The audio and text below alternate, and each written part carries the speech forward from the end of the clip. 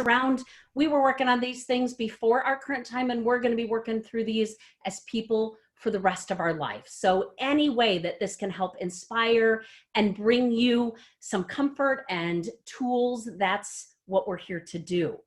My add to that today is taking all those things you've been exploring, whether you've been here for the whole series or just joining us and adding in today, is focusing a little more specifically on work.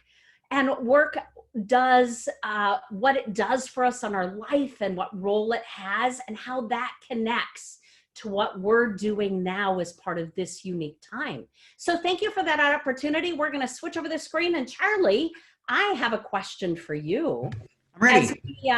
As we think about work as our focus for today, what do you love about your work? What have you found that keeps you motivated in what work you do? You know, I'll tell you, I went to business school because I love business, but I have a short attention span. So one time in business school, I realized I wanted to spend my career working on lots of different businesses instead of just one. And so as an attorney, as a general practitioner, every day is different. I get to work on 8 to 10 different things every day, and it's super enriching to me. So that's my favorite thing. Well, thank you for adding that in, because I actually didn't know what your answer was to that. And we share very similar motivation in that. And what drove me to be credentialed as an organizational psychologist was to be able to walk into different kinds of businesses every day and learn from people doing the work, whether that's in a conference room or a field. It's helping people understand that, as you noted, right? We train and we dedicate and we educate and we get experience in whatever that is we choose to do. And it takes up a huge amount of our time and effort. From an employed standpoint, we know that 30, 35, 40% of our adult life is spent in this exchange for employment. But that's not just the work we're looking at today. We're looking at the skills of managing those ups and downs, no matter what type of work we're involved in. Maybe for you right now, that's caregiving. Maybe for you right now, that's teaching and being a teacher when you didn't plan on being a teacher. Maybe that's in an employed role. So we're going to start off with an activity for this time together. And I'm hoping that we have some music enthusiasts out there. And I want you to consider a question. So here's how you get ready. I want you to be able to pull up either on your phone or your computer, whether you got vinyl albums sitting next to you. I don't know if there's any 8-track tapes out there anymore, but I want you to think about some of your favorite songs. And if you had to choose a song or a lyric that best describes your mood or even your team's mood right now, what would that be? Let's see what's coming in on the chat room. People are saying, I love 8-tracks. They like the old records. So Under Pressure, that's a great one. Crazy Train, Lean on Me, Fireball. Here we go again from Cheryl. Celebration Time. Getting ready for the weekend. These are great suggestions. I Will Survive. I think I'm alone now. So I would expect that all those flying in on the chat room right now, music has a powerful impact on you, right? You can name that song or that lyric that maybe right now describes your mood or your team's mood. And that's what we want to look at today, is riding these ups and downs and waves of emotions at work, right? And whatever that work is. So I don't want you just thinking about work in terms of a job today. I want you thinking about work as a way that we put forth our effort. Whatever your effort has to be towards now may be different than what it was before. When we look at it from a pure definition standpoint, work is that activity involving mental or physical effort. It's done in order to achieve or produce some result. It's something to do.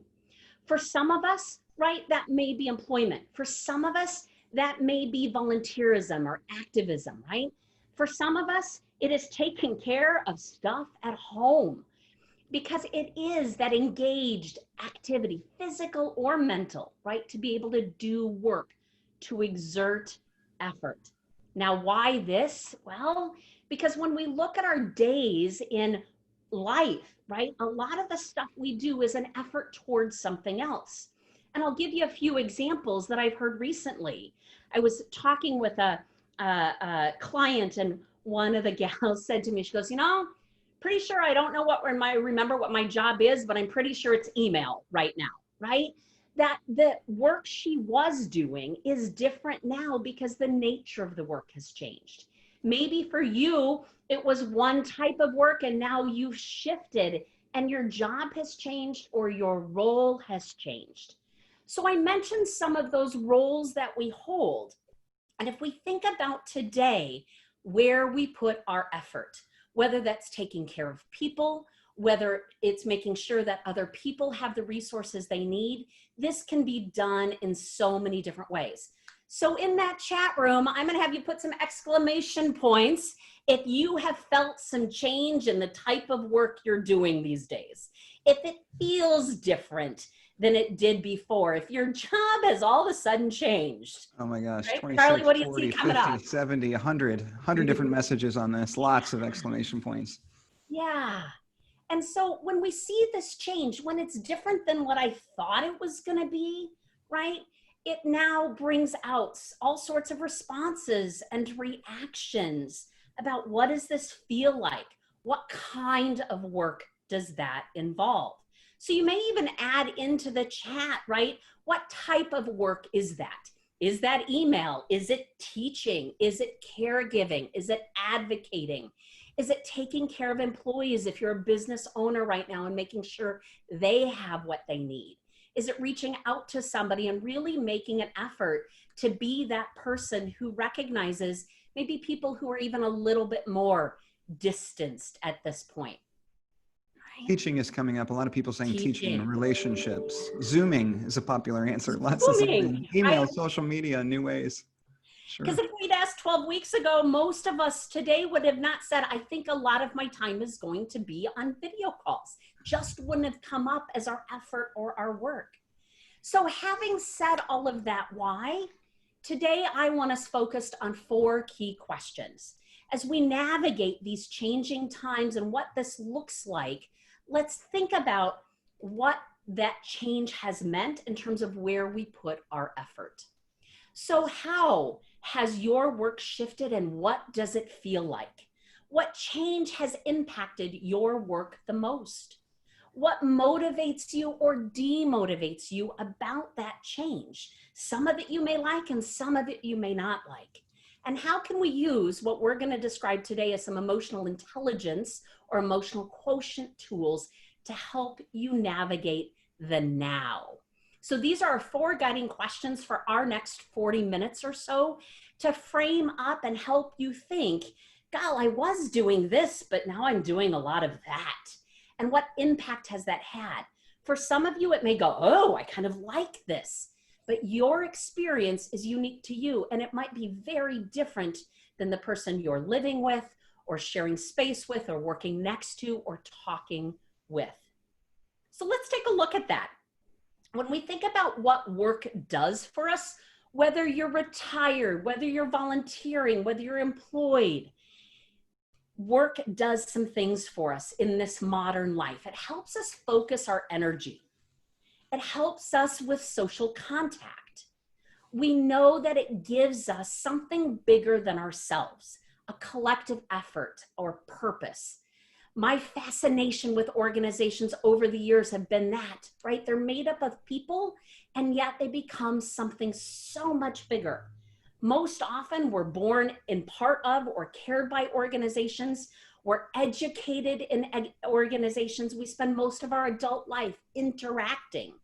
And so what that work or that effort does, it helps give us that social identity. For some people, that's a bigger deal than others. For some people, no, I don't need that connection. It's not as important or not as motivating for you. For other people, it's a huge part of their identity and what that sense of work or sense of where they put their energy is.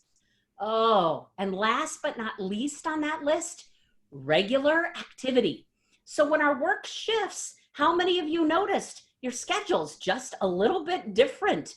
Your commute may be way different. How you engage in that effort. You've moved from face-to-face meetings to online meetings, and the schedule thus changes. So there's so many different ways that work influences, whatever that work is, right? Whether it's taking care of your house or your yard, whether it is volunteering for organizations in which you contribute time to, or it's that effort we put towards an organization in this exchange for employment. I was thinking as I was prepping for this and thinking through different examples, you know, I find myself every so often pre our current situation going, Cal, you know, just give me a couple of weeks on a desert island just by myself to be able to have some time, right? To think. Well, I was reminded not too long ago of the movie Castaway with Tom Hanks, right? On a desert island, there's still work to be done, right? There's survival pieces. And of course, in the movie Castaway, there's relationships to maintain with a volleyball named Wilson. But it's that piece of effort, right? So I want you to consider for a moment right now, how has your work shifted? And what does it feel like? Charlie, what are you seeing in the comments? Anything popping up there? Questions or answers to this one? Yeah, there's a lot of responses here. People are all expressing a feeling of loneliness and sadness. Yeah.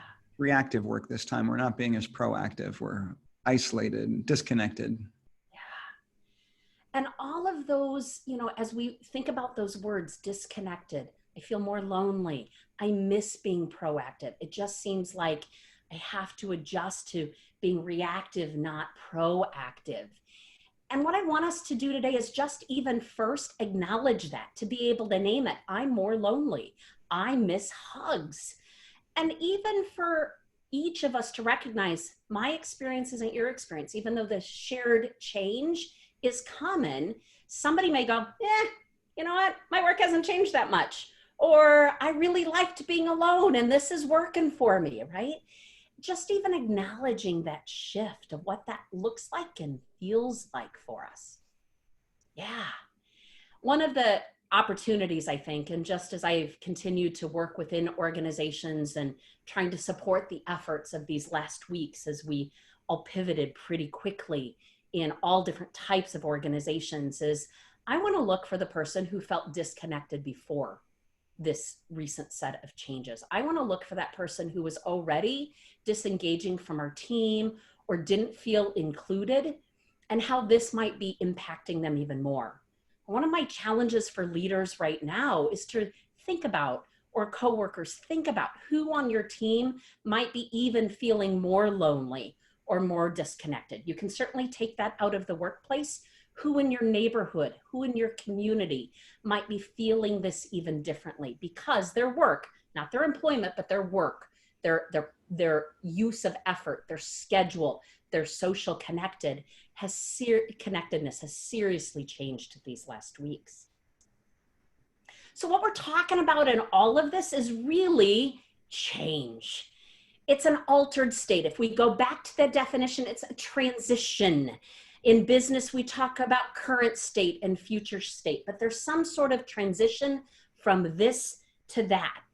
And change itself is one of the most unique individual experiences we have. We can go through the very same event and each process it, understand it, and move through it in very different ways.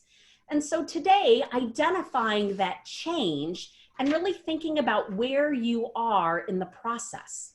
So I have borrowed from a long time standing model, and many of us know it from a grief process.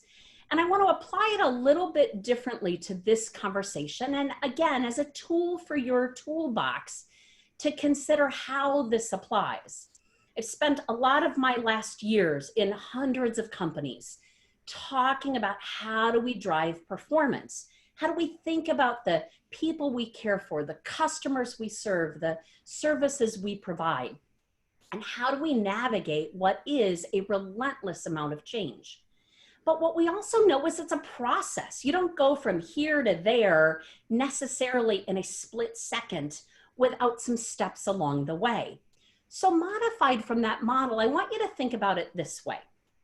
We certainly right now and have for our entire life, big stuff that happens. Any of us who know the grieving process, if we've experienced loss in our life, have probably heard of or recognized or have felt those stages we go through. I don't want to dismiss the big stuff that happens, but for our time together, that isn't my focus. I want you to think about in the day-to-day changes you're experiencing right now, with the shift in your time, with the shift in your effort and your work, how you might be experiencing this. This isn't to minimize the importance of other big stuff, because we have some pretty serious stuff right now still happening, right? We still have loss of job, loss of loved ones. We've got big stuff going on. But for right now, let's focus on the medium to the smaller framed stuff. And here's the example I want you to consider.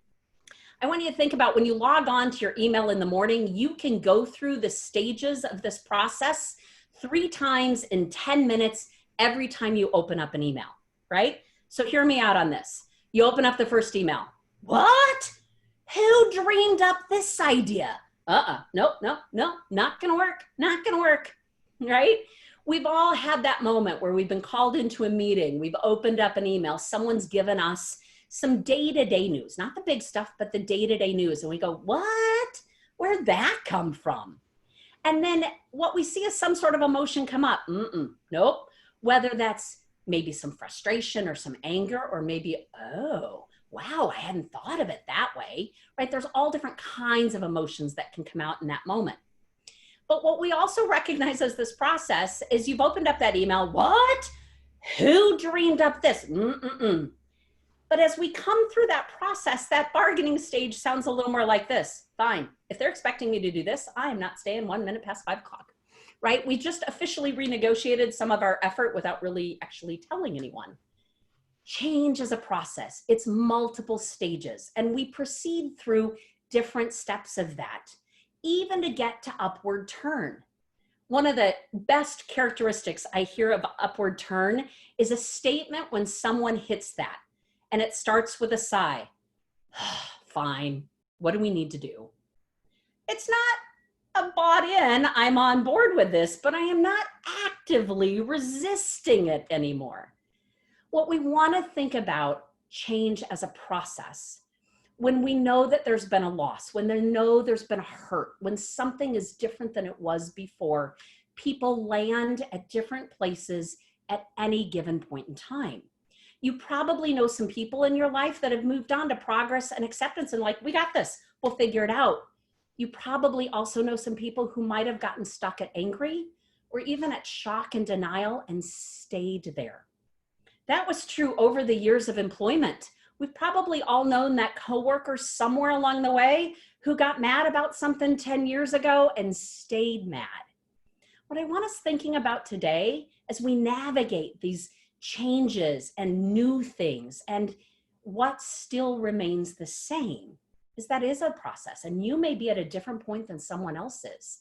And even if you can help identify where you're at and where they're at, you can do a better job then to reach out and to touch base and to really think about how can I be of help to them. One of the early lessons that I learned on empathy, and probably one of the most powerful ways that has impacted my conversations with other people. It's not a new tool, it's not my tool. You may have heard of it, but I want to bring it back up today because I think it really helps us navigate some of these ups and downs. When someone shares something with you and they say, "Gal, I'm struggling with this," or "I don't know how to do this," or "This is just different," and they're honestly coming to you to be able to express something or talk through something, there is something about human connection that encourages us a little bit to reach out and go, "Oh, I know, and that was my experience too, and here's what happened to me." And yet that's not honoring where that person is at in that moment and meeting them there. What I want us thinking about today is being able to stop for a moment and say, what's helping you the most in this time? Is there anything I can do to support you better? Because as soon as I share my story, it now just changed the conversation to me. Now, there may be times where that connectedness is really important to you, and we've got a lot of that going on in our communities, in our neighborhoods, in our organizations, of being able to share that common experience. But I want to challenge you a little bit differently as you work on those relationships across teams, whether you're co-located now or you're geographically distant, of how can you honor and be present to them in that moment? What do they need from you in that conversation? Is it simply listening? Or is it knowing that you understand and they need your story too? I think those are great ways to think about how we do this. So let's put something in the chat. What stands out to you so far? Have you seen some of that? What are you experiencing? Or maybe you just need to put a whole bunch of markers in there and say, oh, yeah, I hear you. All right. Well, we've got some more coming in there. Charlie, any comments that you're seeing that we can bring back out to the wider discussion? It's nice. Somebody says that was a real aha moment. One-upping is one that was shared. People are saying, do you have a secret camera in our office? I totally understand this. Everybody's feeling this. Thank you. And you know, it is. It part of what we know is that there's been good, long-standing research, and yet how we apply it today feels different, looks different. And that's where we've got great opportunities to connect a little bit differently. Yeah, thanks for that. So I want to go back to one of the mantras I use, and if it helps you, if it gets you to a different spot, one of my favorites is to meet people where they are and not where you expect them to be. When we place expectations that someone should just be getting along better through this process, it doesn't meet them where they're at. And I think one of the best things as leaders in organizations, as coworkers, as team members, community members, board members, neighbors, to really think about where they're at. Where are they right now? Now, not physically, because we have a new 6 feet rule, right? Really thinking about where are they and how can I help them from where they're at? Because we leave people behind when we don't. Let's add into that. So what changes have impacted your work the most, right? That was our second question. You asked and answered that as part of our chat. But our second guiding question was, how has that impacted my work? What am I feeling about it? I may just feel a loss. I miss people. I miss even that really annoying coworker, maybe you know, right? That just used to get under my skin a little bit more, but wow, it's really been an interesting 8 weeks not having that.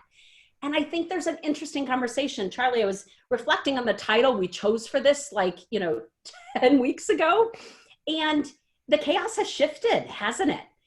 It might not be the same as it was 10 or 12 weeks ago, 8 weeks ago.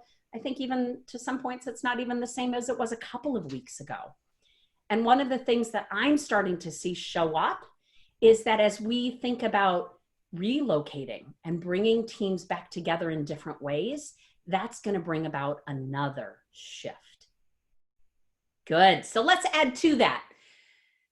Here's where we apply it to EQ. 5 parts of EQ, and I'm going to start out with one of my mantras. You gotta wanta, right? You gotta want to do this. Sorry, grandmother, right? My poet grandmother is when she cringes and I use this, right? But you gotta wanna. Here's what speaks to motivation. You have to want to do this. You have to want to work at it. And there are days we may not be feeling it. Anybody here been having some motivation challenges? Put some symbols in the chat room, @ ampersands, exclamation points, right? If you have struggled with motivation recently. Anyone? These are the Charlie, keys on the got keyboard that aren't often used. Yeah, it's blowing up. Everybody really resonates. Yeah. All right, so we're going to do another musical piece, right? I want you to think about your motivation. So motivation is a spark or a drive to satisfy something you need or you think you need. And when you gotta wanna and you're just not feeling like it, right? What can we learn from that? So I'm hoping you've got some music that boosts you. So an earlier music question was a song or a lyric that described your mood, but I want you to picture and hear or think about your favorite song that improves your motivation immediately. I want to see a list of motivational songs. What do we got? What are coming in? Hold us. The Greatest Showman soundtrack, Eye of the Tiger, Happy Feet, anything from Santana, Footloose. Woohoo, there we go. My Wings. Nice. Thunderstruck. I've been playing Thunderstruck a lot. I'm an AC/DC fan. I'm with the audience. Great list. Can't Stop the Feeling. I Will Survive. The Frozen 2 soundtrack. Somebody with kids. Somebody else on AC/DC. These are great. Amazing Grace. Yeah. We know that music has had a powerful impact on humans since the beginning of time. And I chose that today. Certainly, it's a way to describe or bring out maybe some of those feelings we've got, maybe something that describes your current mood in our first exercise, but even naming a song or a lyric right now that just, when it comes on, it just shifts everything inside of you. So let's lead that to our third question for today. What motivates you or demotivates you about this change? Because if I take it back to that mantra of you gotta wanna do this, there are days where it's okay, that got up and do it just went. But there are days we've got to re-engage. There are days we've got to find that push, that pull, that spark that is going to get that work done, to make that effort. And you have to know what does that for you. And if you don't, it's a great time to explore some of that. Maybe it's getting a project done. I was recently on the phone with a company owner, and he was just struggling.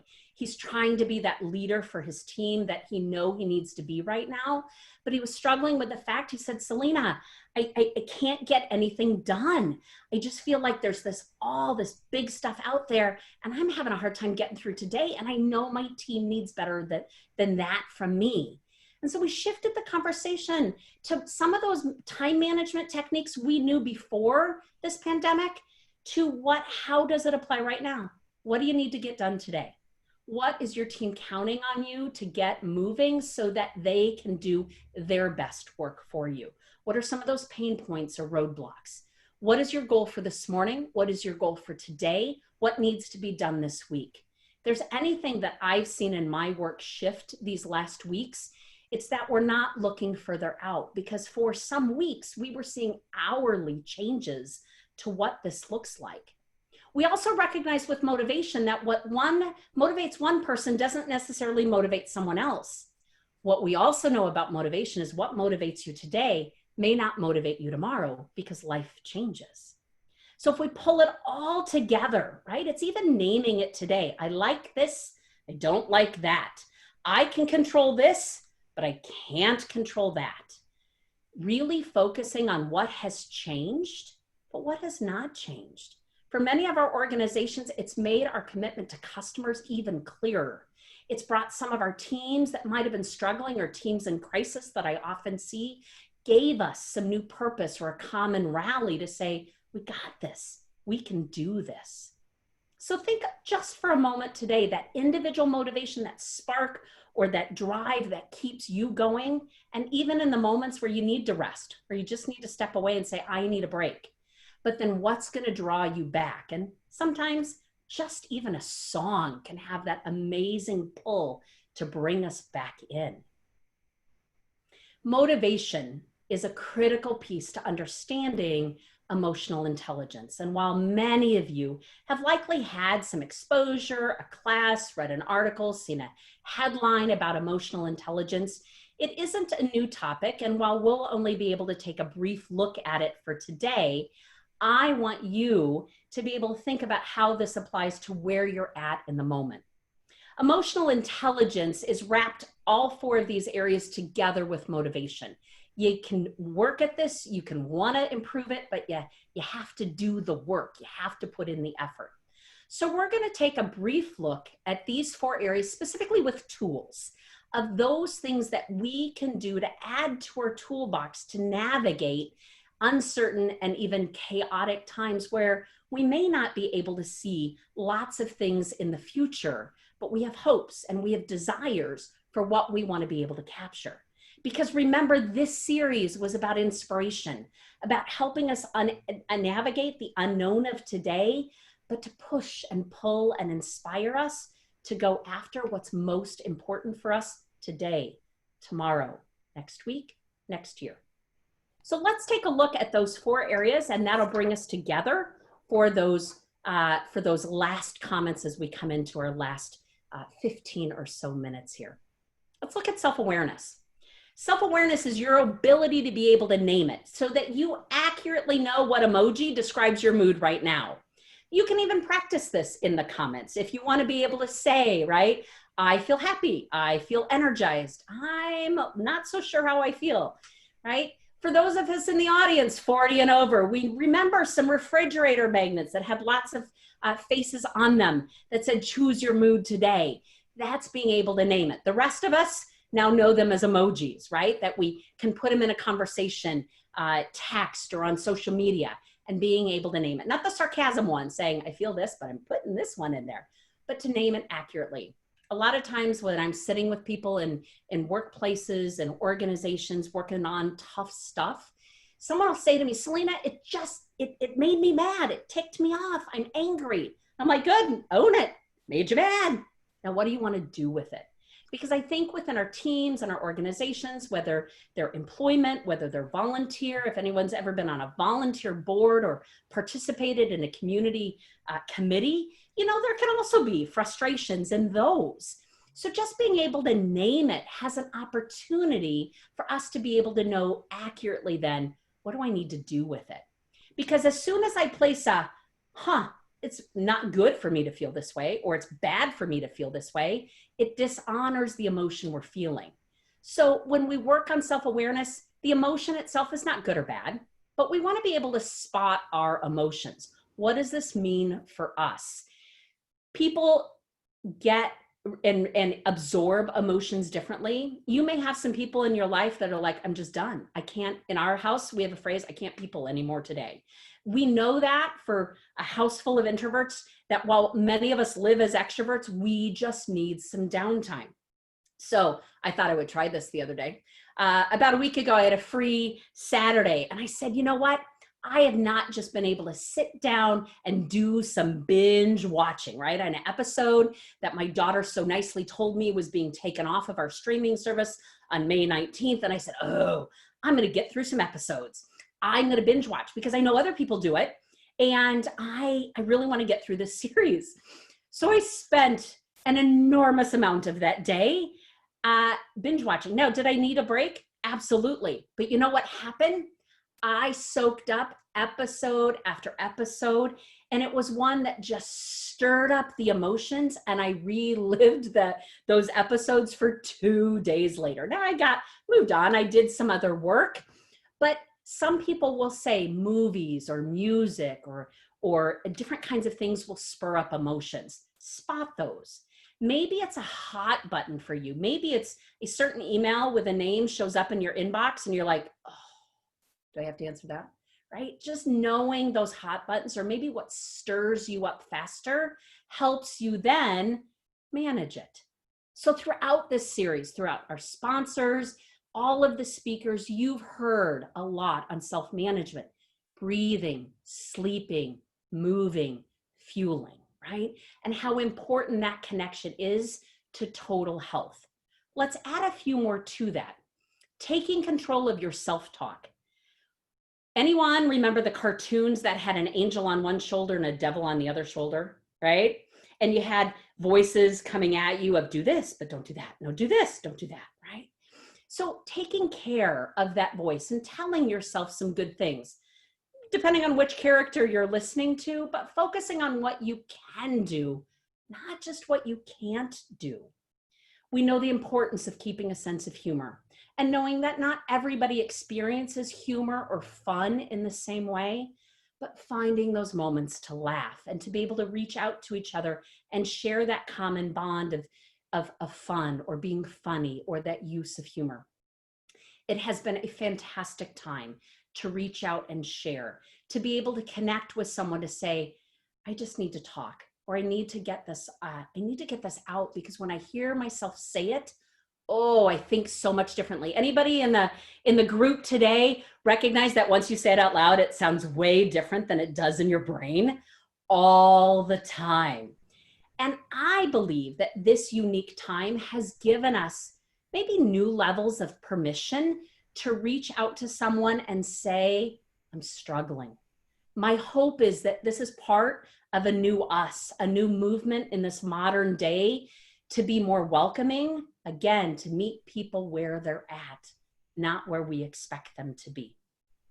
So emotional intelligence wrapped up in 4 parts. The first 2 are self-awareness, self-management, wrapped together by motivation. You have to want to work at this. But what I also know is that we have to be realistic. Set one goal. What could you do a little bit better this afternoon? What could you work on this next week? Because for all of us, juggling interesting and unique factors that maybe we haven't had to juggle before, if you walk away with a list of 10 new things to do, you're going to be overwhelmed. You're going to say, I don't need any more work. Pick something. Pick something that you can work on. Charlie, any comments you're seeing that I should be aware of or questions before we go into our last part? Yeah, I'm seeing focus, sleep schedule, being a better mental health advocate.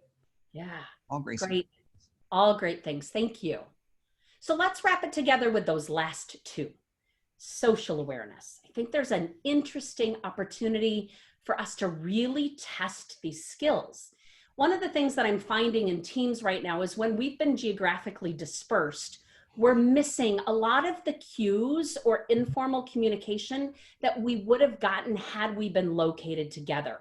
So we're not picking up on some of the same things we were. So we have some new challenges in how we pay attention to body language. I look for patterns. If your coworker typically sounds like this, but today you just hear something else in their voice, or you see something else in their face, or their posture, or their pitch, or their tone of their voice. Tune in a little bit differently. Ask, is there anything I can help you with? Check in. And that's maybe one of the things my favorite parts about these last weeks is we've got more people checking in on others than I want to say in my lifetime of almost 50 that I've ever seen before. And in 26, 27 years of doing this work, of spending all different kinds of days and organizations trying to figure out how do we take all of these people to drive whatever our purpose, our mission, our performance is, we've got a neat spot to say, it's good to check in. But we also have to check our timing, right? Not every moment is the right moment to check in. Just because they might be in the middle of something and now is not the time. We all learned timing growing up, by the way. Here's what it sounded like in my household. No, you go ask mom. I'm not asking mom. No, I'm not asking mom. You ask mom. We all learn timing, that there's a right time and a wrong time to bring up some sort of example or idea or maybe request. It is also just an amazing opportunity to be present to people, to really tune in, to pay attention how you feel, whether it's a screen or in front of people. And when we add masks and we add 6 feet, that we have to show up differently physically than we've had to before. We've got to make sure that our listeners know we are paying attention to them. With that, we add in see it from their perspective. What a great opportunity to be able to check in and see it from another team, another department, another shift, maybe in our communities and our neighborhoods, in our volunteer groups, seeing it from their perspective. And sometimes we've just got to be able to step back and see the big picture. This is tuning in, and this is managing those relationships. So being able to acknowledge someone else's feelings, right? If we're not applying bad or good to our feelings, we shouldn't apply it to others as well. So acknowledging their feelings. I hear you're disappointed that event was canceled. I see your frustration. Acknowledging somebody else's feelings helps them feel seen, because when we care, we need to show it in new and different ways. I do believe that we have a different combination of factors going on right now, that it's not necessarily a time to avoid tough conversations. We just got to check our timing. Is this really the right issue, priority right now? And here's why I say that, is that even in regular times, right, without some of the factors we have going on now, there are those of us on the call today that would just rather avoid that tough conversation than actually go have it. Well, when tensions are especially higher, when people are even feeling a little foggier, their memory we're just not quite as well maybe on our game, that if something is not sitting well, it can relieve some stress off of both of us if we're willing to say, hey, I have something I want to share with you, or help me understand, Or can we talk about this? Because I think we want to do this better. Don't avoid those tough conversations, but it also means we need to receive some feedback well. So if somebody else is being brave enough to bring something to you right now, and they're checking their timing and they're working on their body language, and they really want to make this better with you, this is not a time for our ego and our moment to go, no, because if they're honestly trying to help, it's our opportunity to build that relationship stronger and receive that feedback well. I'm also convinced the world would be a different place. And I said this prior to our current pandemic, if each of us own it and apologize a little bit earlier. We all will continue to make mistakes. The difference is how we learn from those mistakes. I tell my team every day, I make mistakes every day. It's just on me to make new ones. And that's part of that relationship. It's knowing that there is no expert right now. We have lots of experts on lots of topics, and we need to be able to learn from each other. So as you think about those 4 areas today, I want you to consider which kinds of tools might help you navigate the now. I think there's certainly opportunity, and I want to be hopeful. As an eternal optimist, I want to look ahead and I want to plan, but I also want to balance that with what do I know in our reality right now. I like plan A, plan B, and plan C, but thinking about what tools might be helpful for you to exercise and use so that you can navigate these times, these spaces a little bit better. So as we bring all of that together, one of my favorite maybe mantras, I guess is the word I use, but the phrase that has been sitting with me over these last weeks, and it's not the 6-foot distance kind of space, it's understanding where people are at, right? So offering some space and some grace, thinking about where people are and how we can honor not only where they are, but extend that here's where I'm at, and honoring that too, and being accurate with it and naming it so that we can all show up a little bit better for each other. We also know that one of the best ways to exercise that, right, is to give shout outs of gratitude. So just quick, nobody else is going to see the name, and it can just be the first name if you'd like, but I want you to give a shout out to someone in the chat that you are grateful for and appreciate their work, their effort, their contributions, and just release those positive, good thoughts to that person by typing them in the chat for just a moment. Charlie, are you seeing some names? That's going to make me cry. Your name is popping up a lot here today, Celina. There's a lot of gratitude for you and what you said today.